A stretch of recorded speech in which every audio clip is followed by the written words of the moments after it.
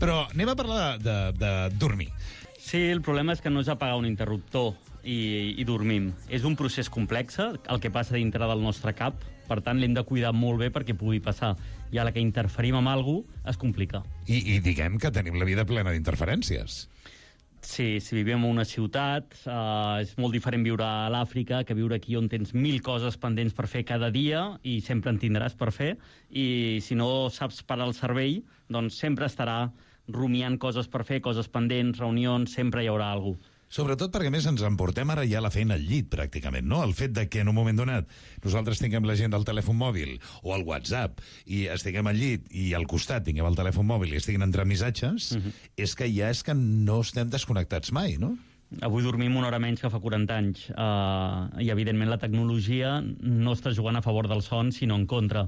Hem de trobar aquest equilibri a la societat perquè el teletreball, per exemple, que ha vingut amb la Covid, evidentment, també ha afectat moltíssim amb el son, i tot això que és el mòbil, tenir la feina en el mòbil, ens estem menjant el son i cada cop l'estem protegint menys. Oriol Mercader, Dia Mundial de la Son, demà, no dius? Demà, Dia Mundial de la Son. Això haurem de fer alguna cosa, insisteixo, no? Hem de dormir millor. Hem de dormir millor. Hem fet ja la investigació. Ja sabem que anàvem molt endarrere i la investigació s'ha fet i sabem que el son és superimportant, que no ho sabíem. Sí. Ara estem en la fase següent, que és la de la difusió. Sí. I jo ara anava amb la moto i pensava dir, mira, amb la ràdio, una secció sobre el son, no sé si és una cosa pionera que s'ha fet o no. No ho sé, però xulo. Sí, a mi m'encanta venir aquí, ajuda molt. Escolta'm una cosa, estava pensant que hem de parlar un dia d'aquests, és que fa dies que, i a més t'ho volia comentar, m'ha vingut al cap ara, no? O sigui, hem de parlar un dia dels somnis, del que somiem, de per què somiem el que somiem. Perquè jo em vaig passar l'altre dia tota la nit repartint beques. Saps allò que dius, però com és possible? Vaig passar-me tota la nit repartint beques a empreses dedicades a l'energia nuclear. Què dius? Com és possible que una cosa així arribi a la ment? És a dir, per què somiem el que somiem? Això hem de parlar un dia. Ens fiquem ara en un terreny... Sí, no, res a veure. No és el dia, però ho hem de fer, això. A veure, només amb això, de dir Freud va ser molt pioner en dir a la nit passa alguna cosa. Després anava molt equivocat amb moltes coses, però bueno, perquè no tenia els mecanismes encara i els coneixements per dir el tema del son, què era, i dels somnis. Però bueno, sí que això dels somnis, la interpretació dels somnis, una mica hem baixat el suflé, però sí que va ser el primer que va dir mirem a la nit per entendre la psique humana. Val. Doncs ara mirem el Canyell.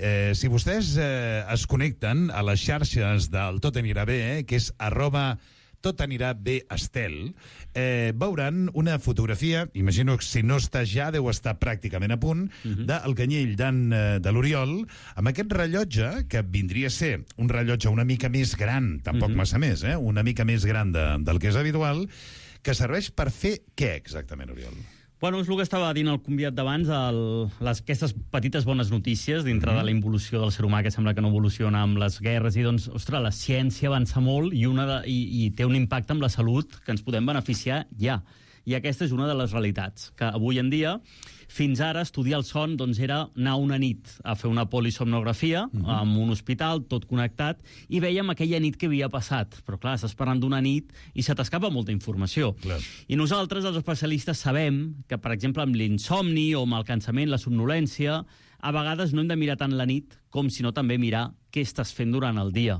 I clar, amb una polisomnografia a la nit doncs tenies molt poca informació, anaves molt a cegues. Ara ja no. Ara ja tenim un dispositiu, que és com un rellotge, que el portes col·locat una setmana i no para de fer fotos a fora, a dintre teu, i és un xivato. És un xivato que et diu perfectament quins hàbits estàs fent que t'estan anant bé per dormir, quins hàbits estàs fent que t'estan fent la guitza a l'hora d'anar a dormir, què tal és la teva nit, et dona moltíssima informació. I és una cosa molt nova que tenim i que ha obert un nou paradigma del son, que ja no és tant què passa a la nit, sinó què passa a les 24 hores del dia, per entendre molt més aquell pacient i poder-li donar amb el clau de dir, escolta'm...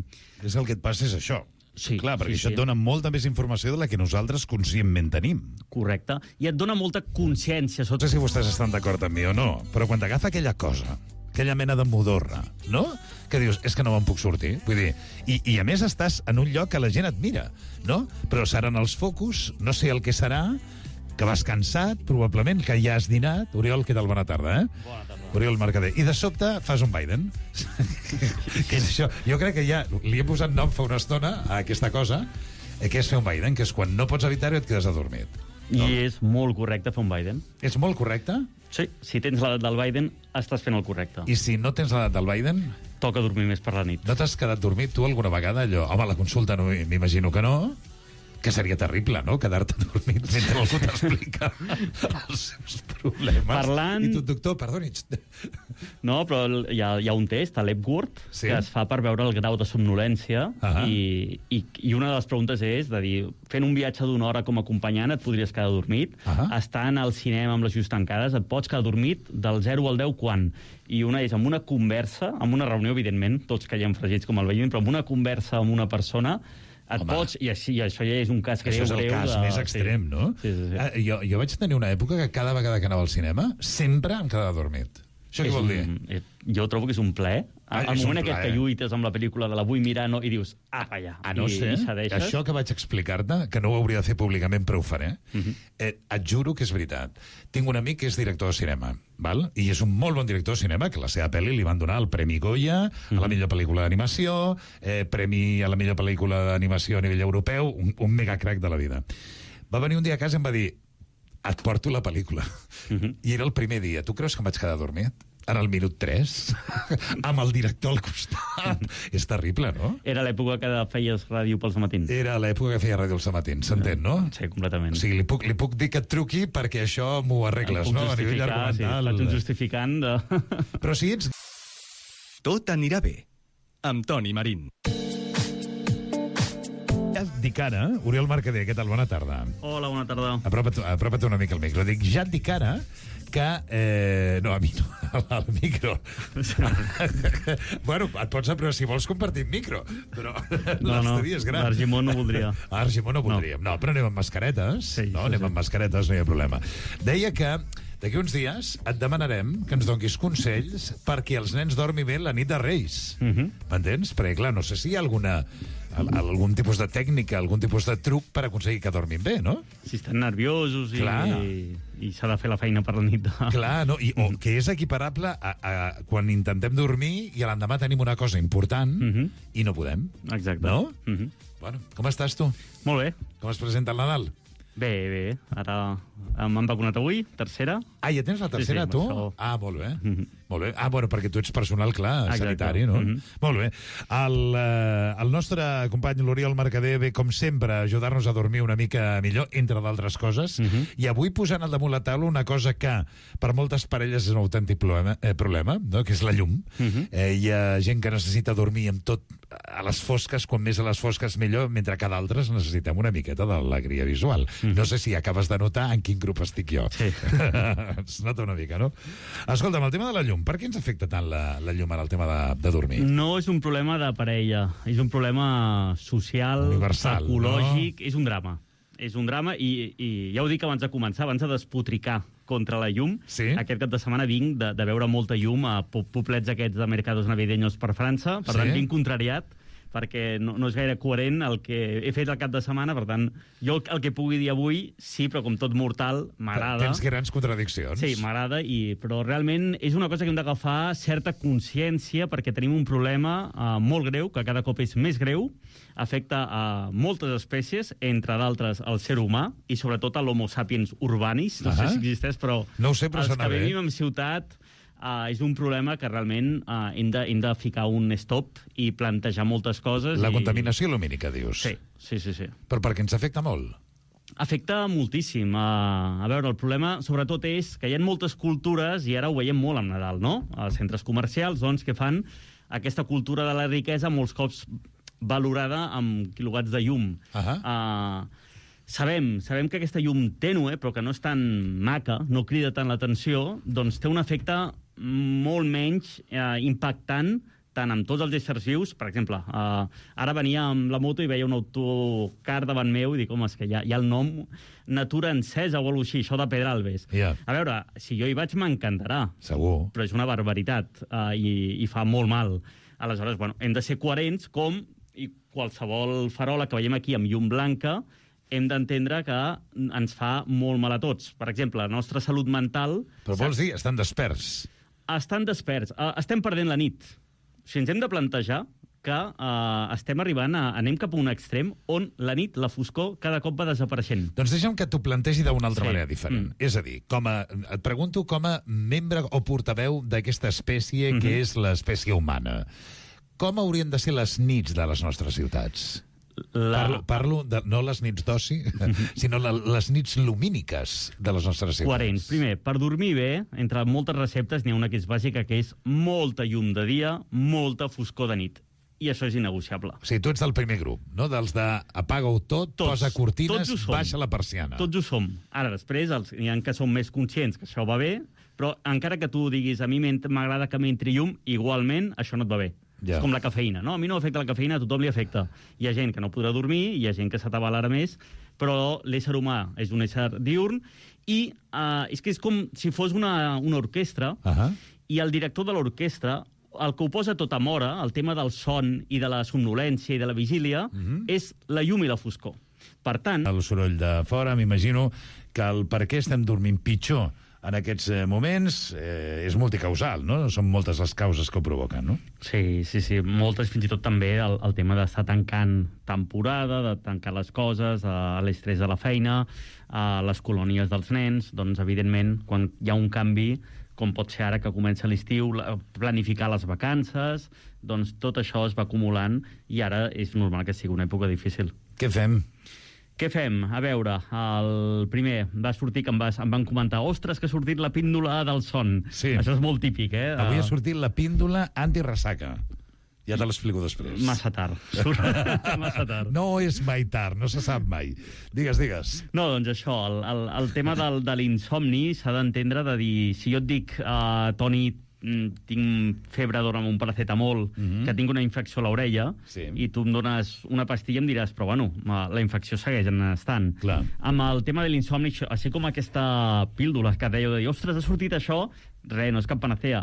És una molt bona notícia, perquè té menys efectes secundaris que les pastilles habituals. Ja. Correcte, però si veiem, ens diuen, té menys efectes secundaris, però en té, i màxim es poden prendre fins a 3 mesos, perquè la solució per l'insomni mai passarà, avui en dia, per la farmàcia. Passarà per fer un entrenament per tornar a recuperar un son natural, que és l'única forma de fer-ho. Per tant, interpreto que el que ens vas a dir a continuació és com quan un va al gimnàs intentant estar bé, posar-se en forma per l'estiu 3 setmanes abans que comenci l'estiu.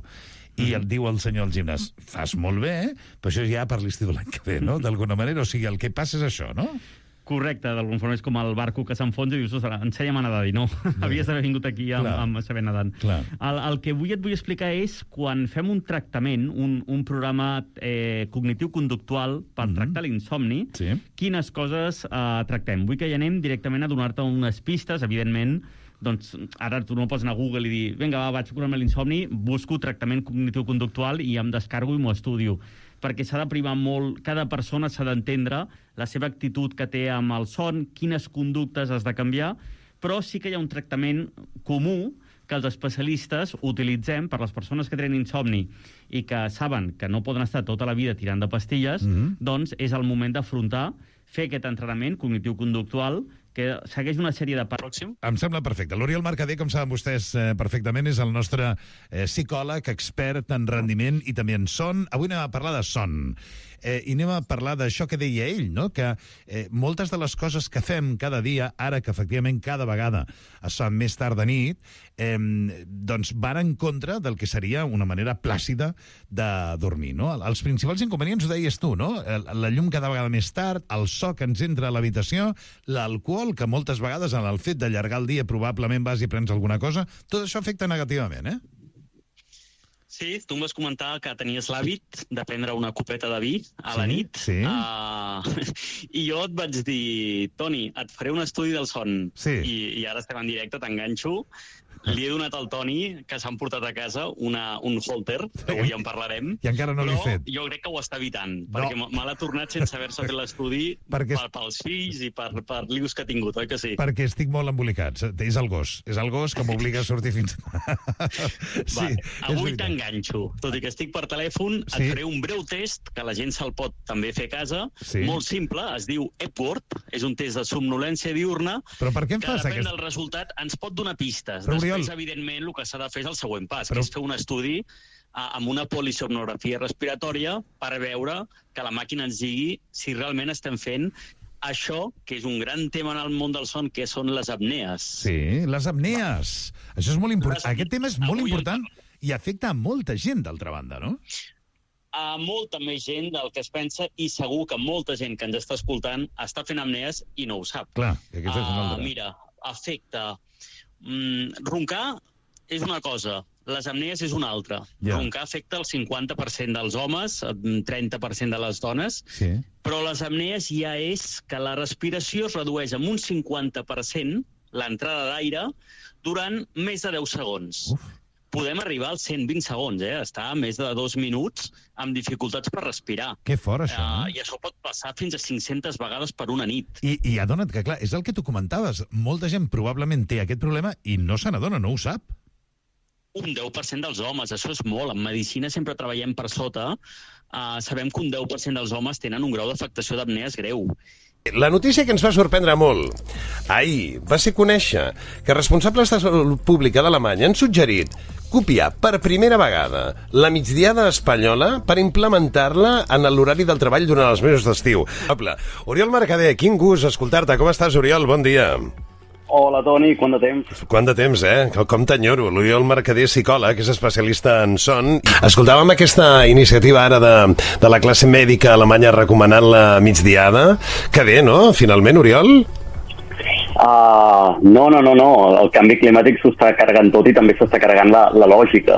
En principi nosaltres hauríem d'adoptar el model alemany, això és el que fins ara anàvem, però clar, és que ara el panorama pot ser que canvi també aquesta lògica. Clar, escolta'm, tenim dos temes en tu molt importants. El primer és com hem de fer bé la migdiada, com ho hem de fer això, com es fa una bona migdiada, Oriol?